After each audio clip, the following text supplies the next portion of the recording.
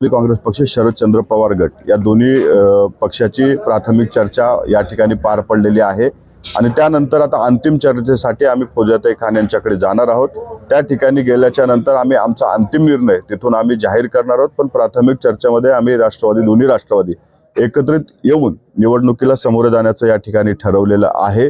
आम्ही एकत्रित जरी येत असलो तरी आम्ही जास्तीत जास्त आमच्या पदाधिकाऱ्याला न्याय देण्याचं काम आणि पदाधिकाऱ्यावर अन्याय होणार नाही याची काळजी घेण्याचं काम हे आम्ही या ठिकाणी करणार आहोत।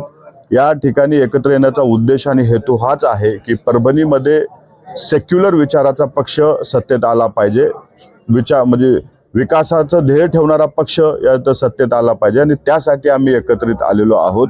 इथं जरी एकत्रित आलेलो असलो तरी या एकत्रित येण्यामुळे राज्याच्या महायुतीवरला कुठलाही परिणाम नाही, कारण तिन्ही पक्षांनी ज्या वेळेस या निवडणुकीला सामोरे जात होतो त्यावेळेस एक निर्णय झाला होता की स्थानिक पातळीवर पदाधिकाऱ्याच्या भावना लक्षात घेऊन त्या ठिकाणी निर्णय घ्यायचा आहे। आम्ही आमच्या पदाधिकाऱ्याच्या भावना लक्षात घेऊन दोन्ही राष्ट्रवादी या ठिकाणी एकत्रित आहे आणि पुढच्या महानगरपालिकेमध्ये राष्ट्रवादी काँग्रेस पक्षाचा झेंडा महानगरपालिकेवर फडकवण्यासाठी आम्ही सज्ज आहोत। दोन्ही राष्ट्रवादीच्या जे पक्ष पदाधिकारी आहेत त्यांचे सगळ्यांचीच बऱ्याच जणांची इच्छा आहे, परंतु त्याला कसं सामोरे जाणार? कार्यकर्त्यांची मनधरणी असेल की कमी वेळ राहिलेला आहे? एक बघा की आपण पाहिलेलं आहे प्रत्येक प्रभागात वार्डामधून अनेक लोक हे राष्ट्रवादी काँग्रेस पक्षाकडनं निवडणूक लढण्यासाठी इच्छुक आहेत।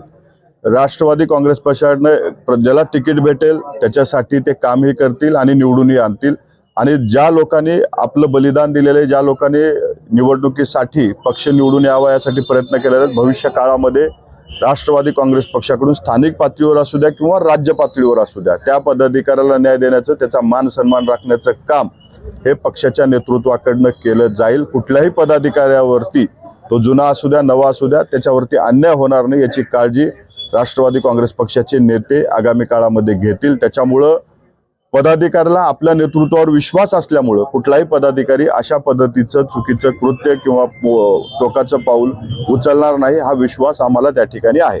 युती करणार आहे बघा, कुठल्याही पक्षाला आम्ही कमी लेखत नाही। ज्या निवडणूक प्रक्रियेमध्ये जे पक्ष उतरत असतात त्याची कमी जास्त ताकद नक्कीच असते। ताकद जरी कमी जात असली तरी मान सन्मान राखण्याची जबाबदारी प्रत्येक पक्षाची किंवा मित्र पक्षाची असते।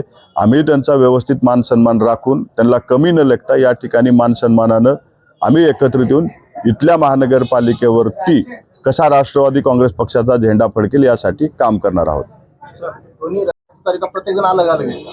आम्ही आमच्या चिन्हावरती त्या ठिकाणी निवडणुकीला सामोरे जाणार आहोत।